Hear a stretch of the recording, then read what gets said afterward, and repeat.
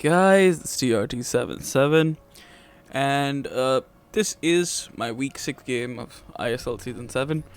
The title of this video is not clickbait, so it's just you hang around a little bit after the game for where I discuss that. But to start up with, we play Clay this week. Really big game, really gonna be a really great game.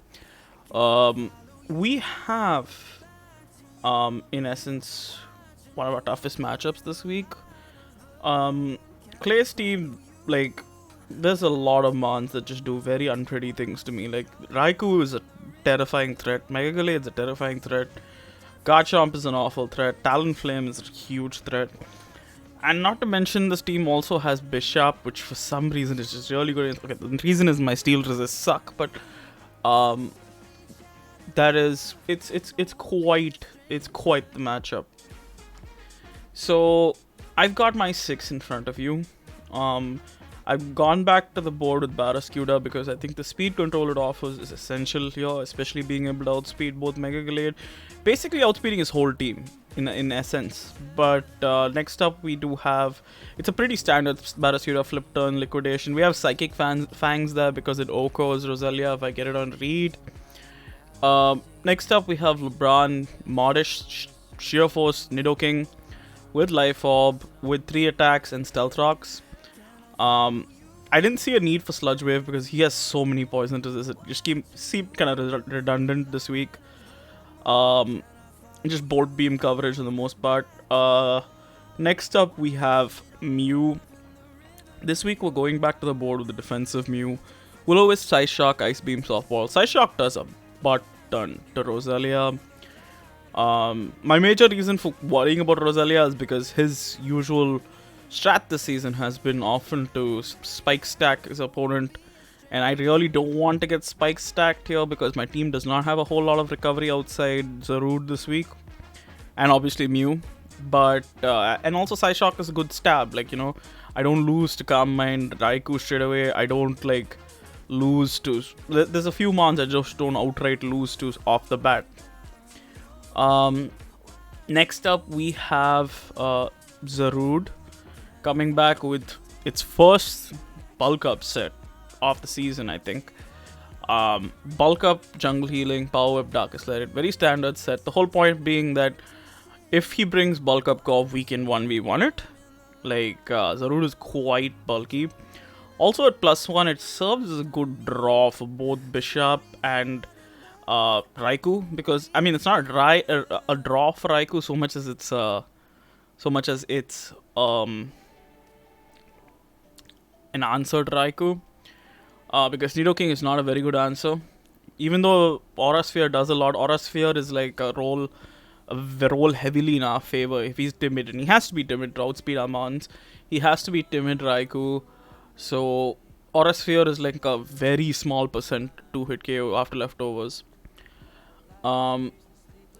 We have a Choice Scarf Feeny this week. I felt like Choice Scarf Moonblast is pretty good against this team.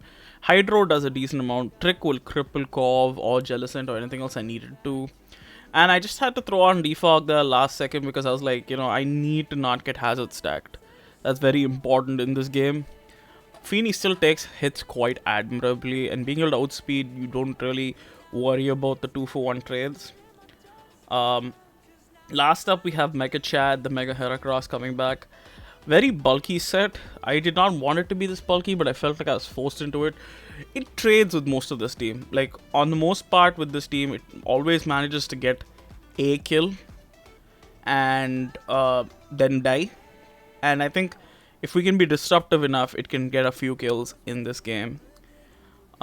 Pretty standard overall team, not too much tech about, like, the whole build. I don't think I spent as much time on this build as I did some of my other builds, but again, I'll explain that in the end of the video. But now I'm just gonna jump into the game, guys. As you can see, I'm quite surprised to not see either Gallade or Corviknight, but I will take those. But we do see three of the most scary threats in Talonflame, Raikou, and Bishop. At least scary towards my team. Garchomp's always a threat. He has a threat of hazards, and I'm assuming that is Water Absorb Jellicent, because he does struggle a bit against water stab in general. So I'm going to start off this game with leading Mew because I felt like it's quite free. If he goes Roselia, if he gets a spike up, it's fine. Early spike is fine because we will 2-hit KO with Psyshock. So here I'm just going to make the Psyshock play. And he does Toxic me, which is good play on his part. I can't, obviously he's a poison type, I can't synchronize the Toxic on. He goes into Talonflame here as I tried to read the Will-O-Wisp because I was just like thinking, you know what, if he makes the hard Bishop play, it's a high reward, low risk play. And I thought, you know what, it's not the end of the world if he goes Talonflame. At this point, I was kind of regretting taking Knockoff off, but again, we got such a huge amount of chip on Roselia. I feel like even Psyshocking again on Talonflame was not going to do all that much chip. So here, I'm going to make the switch into Barraskewda. I wanted to make an aggressive switch here because if he was going to U-turn, I needed to get initiative, which we took a little bit more damage than I wanted. And he reveals the dual wing beat, which I have to switch out because if he was Brave Bird there, I would have stayed in and flip turned. Or I would have stayed in and considered clicking Crunch or something because then I could just safely assume he was Gale. I could safely assume he's Flame Body. Or then Gale Wings is broken. But I didn't want to risk Gale Wings to lose one of my most important Pokemon this early. But yeah, I make the double into Finny as he goes into Jellicent. I'm just going to go straight into Zarude because again, Misty Terrain, there's absolutely nothing you can do. As he goes into Raikou. And here he goes into Bishop and I bulk up. Here so I ran the calcs and I was like, okay, I need damage on Bishop. That's the most important thing here because more than likely he's just Scarf. And more than likely, if he has Bishop in on this, he's probably got X-Scissor or Aerial Ace. Now, I could go hard Heracross on the Aerial Ace, but and that could be a huge problem. So I'd rather wait for him to click the X's or give me momentum. And even though we take a lot of chip on Zarude, we're gonna get a lot of chip off of Bishop. So that's what we go for. He does click the X's or it does a decent amount. Power Whip should two-shot, but obviously we're not going to stay in to get killed. Here I thought long and hard, and I really thought twice about making this Mega Heracross play because I was like, should I just go Feeny? Should I just go Feeny? Should I just go Feeny? But then I thought, Feeny just gives him a safe Jellicent or lets in Roselia to spike. Like, even if I have to go Heracross and then into something, that is fine. So far, as even if he's U-turning, I'll figure it out. But I just did not... I thought the upside of him staying in to click X's or... In that situation, I think maybe if I wanted to take a risky play, I just should have clicked Jungle Healing. And that would have been a really cool play to make in that scenario. But, you live and you learn. Here, obviously, I'm going to go into Feeny. Barraskewda can't really take a hit here, as he does go for the dual wing beat. Doesn't do a whole lot, even though Feeny is pretty offensive. I'm going to double into Mew here, predicting Roselia to come in. Because again, I cannot allow a spike to go up. Here I'm going to click the Psyshock again because even if Bishop comes in, it's a half health. I'll figure it out. We still have our Colbur intact. I'm not too worried about knockoffs. He does go Talonflame, which is a little bit annoying. Here I make a hard play into Nidoking as he reveals the taunt, which is great because I was about to soft boil right there. And I just knew because Nidoking... worst case, if he was gonna click dual wing beat again, which in front of Mew, which was honestly a really bad play, which I really don't think he would have made. I honestly thought there the players were either you roost, you U-turn, or in this case you taunt. So here I don't mind trading health on Nidoking for Talonflame, even though Zarude is low. I'll figure it out with Raikou is what my thought was in the game because it's not like Nidoking is doing a whole lot to Raikou. So here he has to scout for Scarf, he has to switch out, and Nidoking is going to pick off Bishop. So Bishop goes down early, which is huge for us, even though it did its job in taking health off Zarude, and a lot of my Mons have chipped now, which is annoying. Bishop goes down, he goes into Garchomp. I'm just going to switch here. Based on that calc, that killed even if I was Scarf Nidoking. So that's something to remember, guys. It's something to remember that... even Scarf Nidoking killed Bishop from that range with T-Bolt. So I make the switch. I go into Mega Heracross as he does click the Earthquake. I am happy he didn't make the double because that play was pretty obvious on my part, I felt. Here, he goes into Jellicent, but I click the Rock Blast, predicting Talonflame because I thought, why would he just give me free chip on Raikou? And Mega Heracross takes a huge chunk off of Jellicent here, which is absolutely great for us. He does make the double into Rosalia here, and Rosalia is going to go down to Mega Heracross. So we're up 4-6 early. I mean 6-4 early, but it's not a huge lead because of the amount of chip my team has taken already. It's really not. In fact, I'd still dare say with full health Garchomp and Raikou, I'm more in trouble than he is. He goes into Talonflame and he doubles into Raikou here. But this time I go into Zarude. Obviously I have to switch here because Aura Sphere will kill us from this range. I go into Mew here, predicting the Aura Sphere, and we are going to take a bit of chip, which sucks, but I'm just going to soft boil it up here. And he reveals the Calm Mind, which is really scary because he could just be Calm Mind 3 attacks and my whole team is weak to him. Aura Sphere, Scald, Thunderbolt. So here I decide, you know what, I have to get some chip on this Raikou, because in the least I have to get it into liquidation range for Barraskewda. And I make the Nidoking play here, mainly because I was going to sack Mew anyway, and he was well within liquidation range at this point. I just wanted to draw out and see that he had Scald. So Mew does go down here.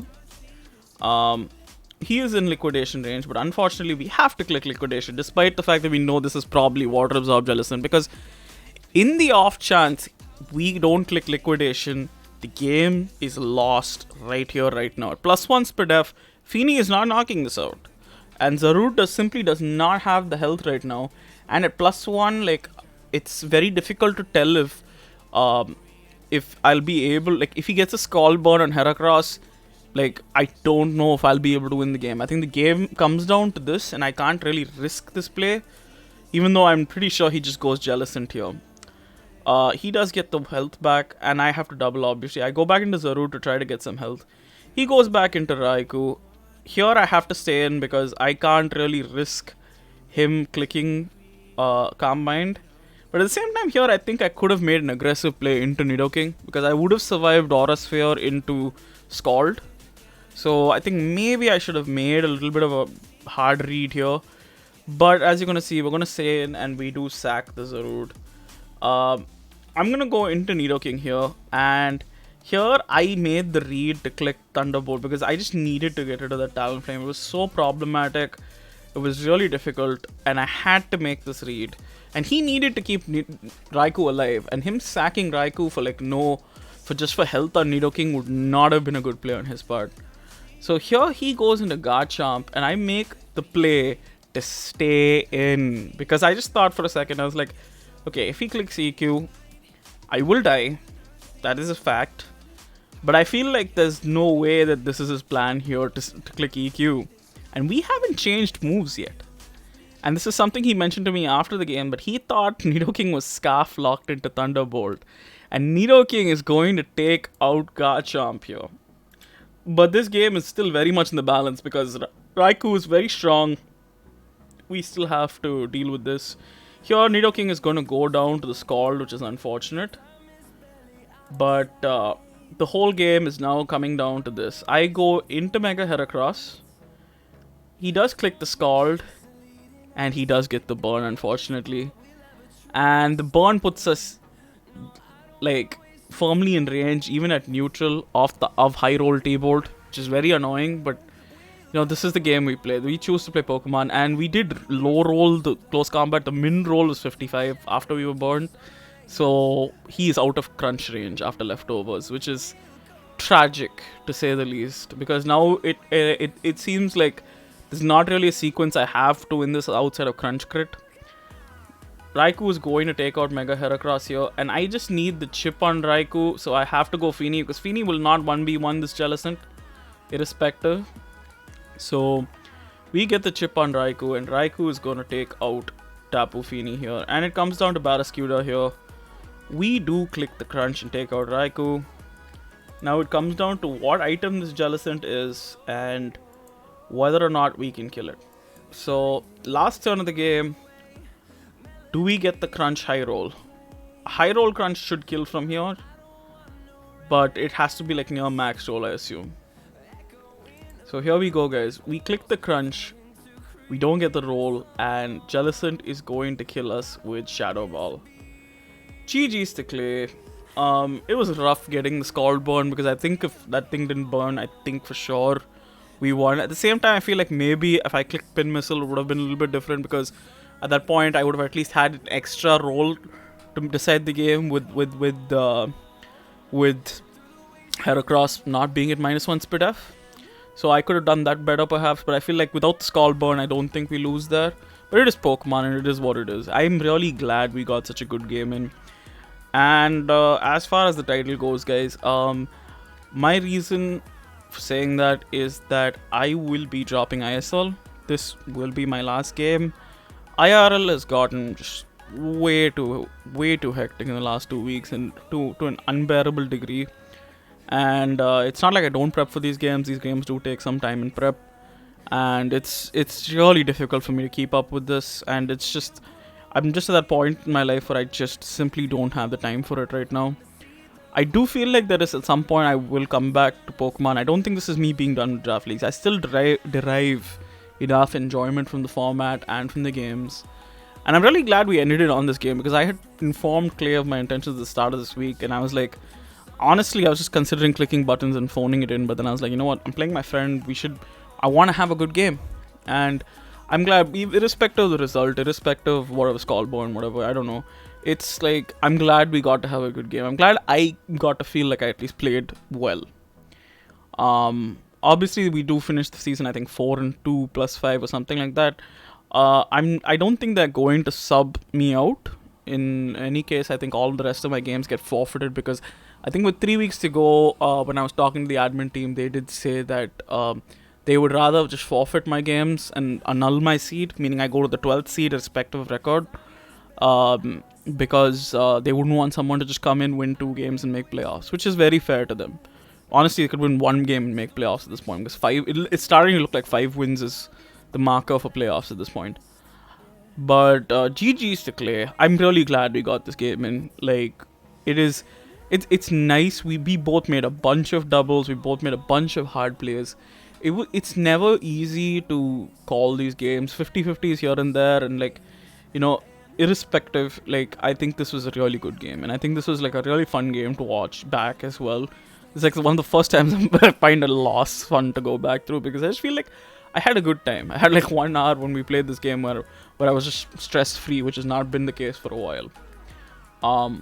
But that's gonna be it from me, guys. Until you hear from the Southside Scissors again, this is TRT77. This is me signing off.